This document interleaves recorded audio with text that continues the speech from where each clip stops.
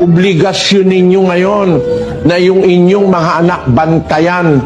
Huwag niyong bigyan ng cellphone, lalo na yung mga batang hindi pa nakakaintindi na bibigyan mo na ng cellphone. Nakakita nga ako nung isa rito Meron ditong isang anak parang kulang ang isip. Nakita ko wala na lang ginagawa kundi mag-cellphone. Yun ba, turuan mo, kahit na balimbawa kulang ang isip niyan, turuan mo maghugas ng pinggan, magwalis, pero puro cellphone. Ano ang mangyayari dun sa anak mo? Kulang ang isip niya, pero puno siya ng gawain ng sanlibutan dahil sa cellphone. Punong-puno na siya. Wala nang siyang magiging pakinabang. Baka, di ba, tinuturo ko sa inyo, yung mga ganyan, malaki ang chance maligtas. Baka hindi na maligtas yun pagka pinabayaan mo na puro gano'n na lang ang gagawin. Masama yan.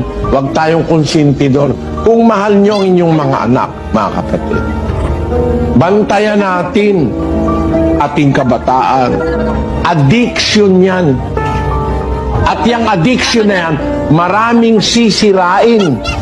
Sisirain ang iyong katawan, sisirain pa ang iyong kaluluwa at espiritu. Kaya alam nyo mga kapatid, isa sa mga aral ng Biblia ito,